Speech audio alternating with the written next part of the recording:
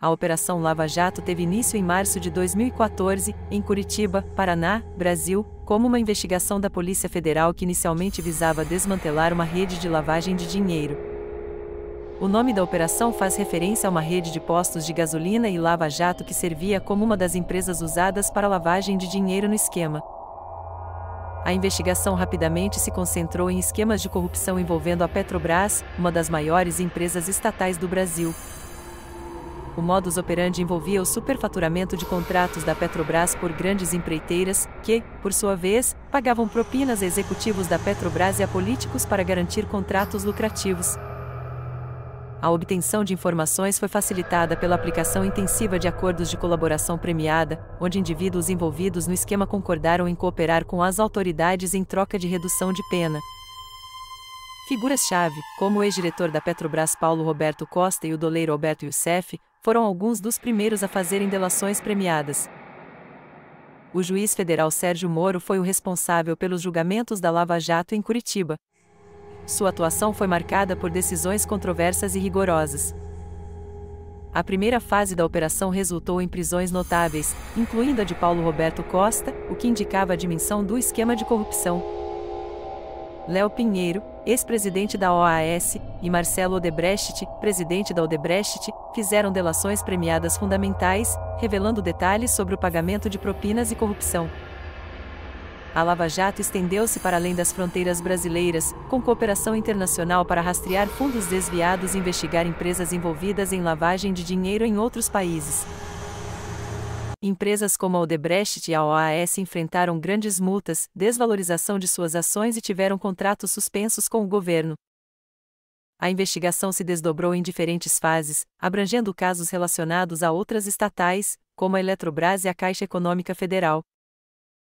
A Lava Jato implicou diversos políticos, incluindo membros de diferentes partidos, destacando a amplitude da corrupção no cenário político brasileiro.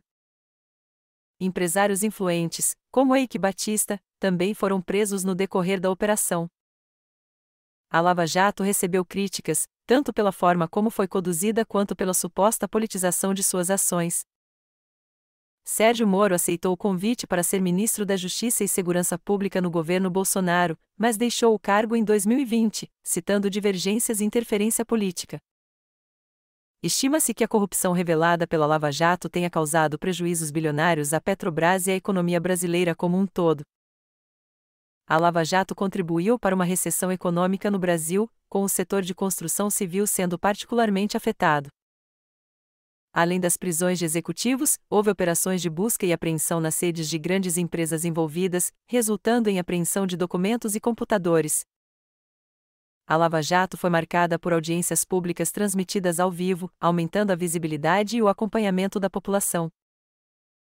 Alguns dos principais envolvidos tiveram seus casos julgados em segunda instância, resultando em confirmação ou redução de suas sentenças. A operação também revelou irregularidades que contribuíram para o aumento dos preços dos combustíveis, afetando diretamente a população. Alguns envolvidos foram colocados em prisão domiciliar com monitoramento eletrônico como parte das medidas cautelares. Houve bloqueio de ativos de empresas e indivíduos envolvidos na operação, visando garantir a reparação dos danos causados. A Lava Jato investigou o uso de empresas offshore para ocultar propinas e movimentações financeiras ilícitas.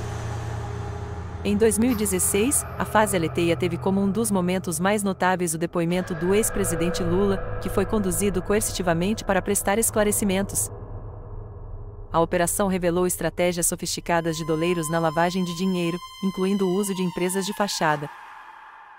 A Lava Jato investigou o uso de recursos ilícitos em campanhas eleitorais, o que levou a questionamentos sobre a legitimidade de resultados eleitorais. Lula foi condenado por corrupção e lavagem de dinheiro e preso em abril de 2018, após a decisão ser confirmada em segunda instância. A divulgação de informações pela Lava Jato gerou protestos populares em apoio à operação e também críticas alegando viés político. A prática de acordos de colaboração premiada foi alvo de críticas, com alguns questionando a concessão de benefícios em troca de informações.